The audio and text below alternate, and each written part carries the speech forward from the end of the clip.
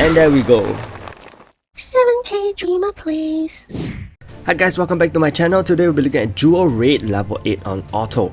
So without further ado, we're just gonna jump straight into the dual raid, no time wasted. This is currently the team I prefer, and actually there can be improvements made to it. Basically, I don't need to use Zahara, and the reason why is because I'm actually going to talk you through a different skill rotation as what you see here. As you can see here, over here I used the bottom skill of LS-Skuld. However, I can also use the top skill of Fenrir, and that will cause block nullification as well as buff Berserker's damage output. With block nullification, you don't need Zahara to be on the field because the block rate reduction no longer is valid. Chloe dies here. I'm still using my level 40 Chloe. After she casts her top skill, she can safely go.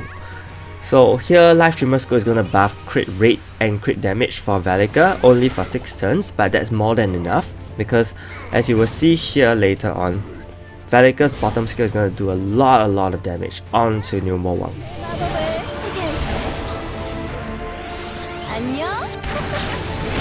5.5 million. And then this also gets her awakened skill ready. Use her awakened skill and this should slay the Niu Mo Wang within, just a minute, a little bit more than a minute. So the run is really simple. Dual raid level 8 is not very difficult, but how can I achieve this result?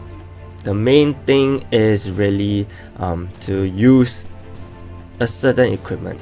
I'm gonna show you guys my extra raid run. So this is the skill rotation which I prefer now.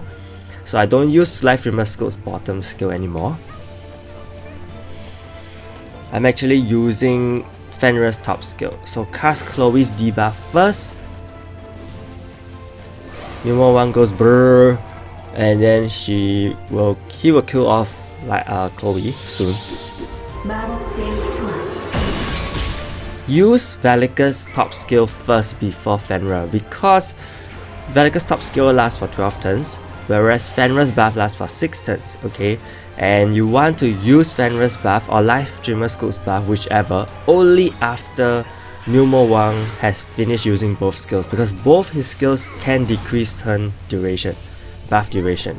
So you want to use it where he no longer is able to reduce your buff duration, and then you can safely kill him very quickly with the buff still intact on Berserker.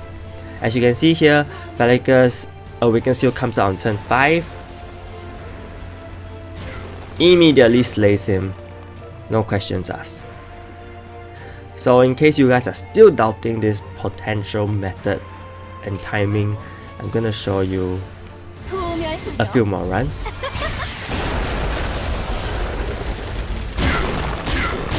It's really foolproof. The fact that you can cast block nullification on a boss means that you no longer will have any concern about whether block rate is gonna hinder your damage output, because it will probably will not be blocked. And really, yeah, I'm really just trying to prove a point here that this run is very fast and easy. Okay, so how do I make it so easy? The main thing here is to use a Berserker with the Berserker ring. Yes, the Berserker ring.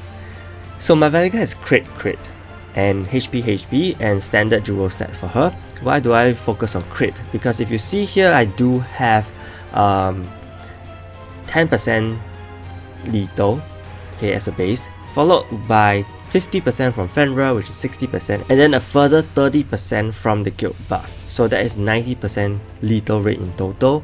And then for my crit, I actually have 54% here, with also 10% from masteries and another 30% from guild buffs. That brings it to 94% crit. Now if I have a choice, okay, I will actually try to buff it both to 100%.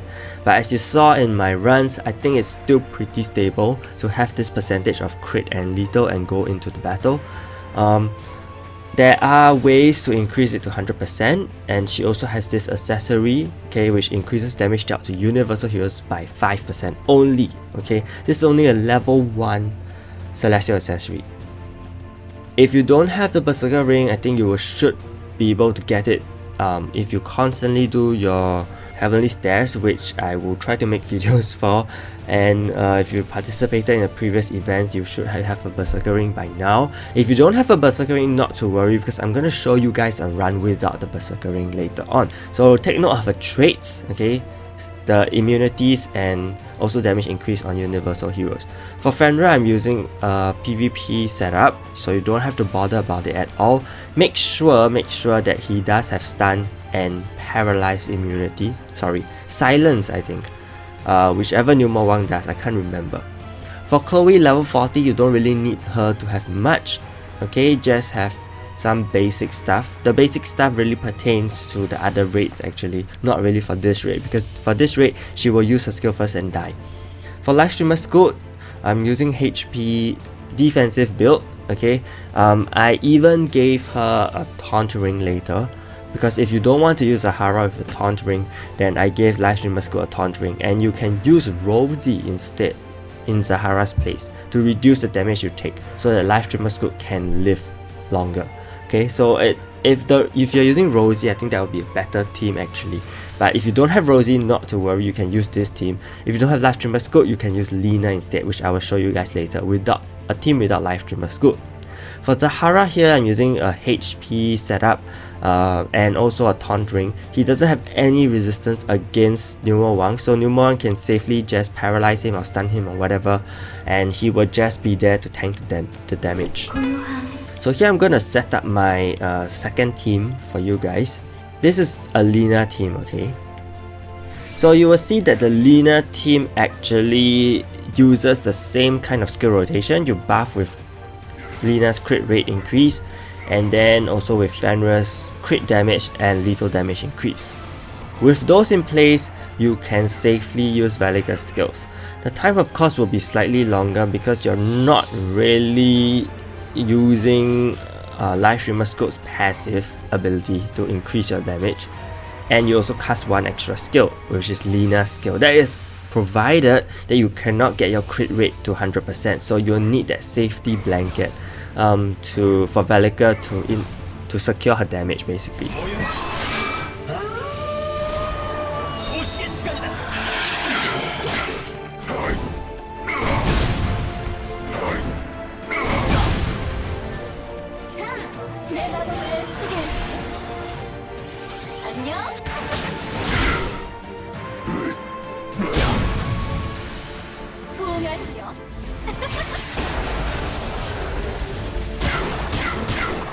So you will see that I am not able to kill.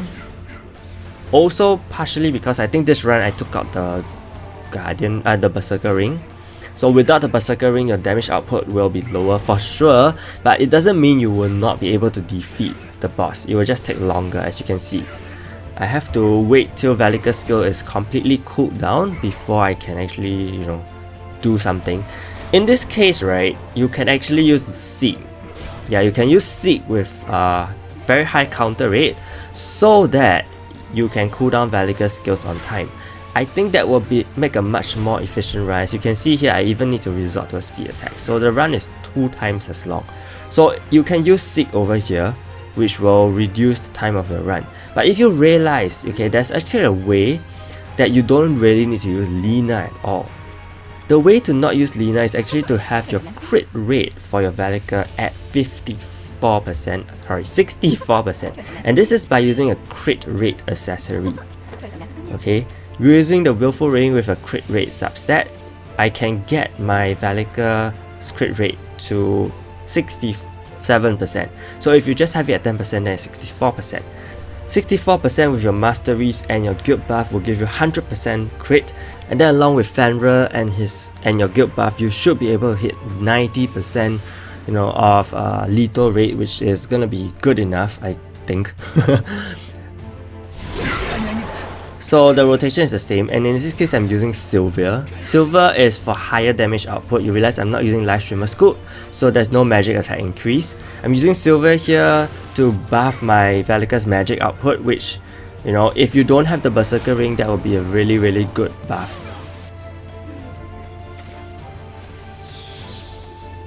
So the skill rotation is the same, completely the same. It's just that your equipment for Berserker is different because now you don't have the Berserker ring, you have a Willful ring and a crit rate substat accessory. And then I'm using I'm using Sylvia instead of Lina and LS-Skuld. Sylvia is here to buff magic attack. My Berserker has 100% crit, by the way, so that's why I'm not using Lina.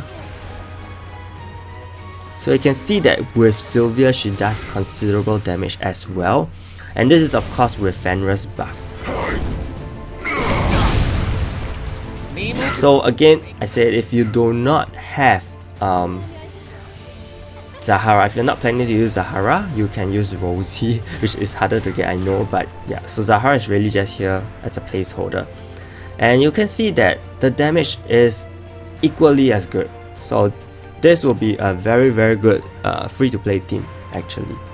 So for the Syntheses that is associated with Jewel Raid, you have the Black Gemstones, which can give you the Dark Knight's Jewel if you have 10 of them, and if you have another 10 Black Gemstones, you can get 3 Engraved Gemstones, which are then used to get the 7 Knights of Old Jewel, which are jewels which have 2 substats, which will make your heroes a little stronger than they already are. Okay, so that's basically the Syntheses for the Jewel Raid. And if you have any more questions for Jewel Raid, let me know in the comments. I think the runs are already pretty fast. And if you found this video helpful, do give it a like and subscribe to my channel. Thank you so much and see you!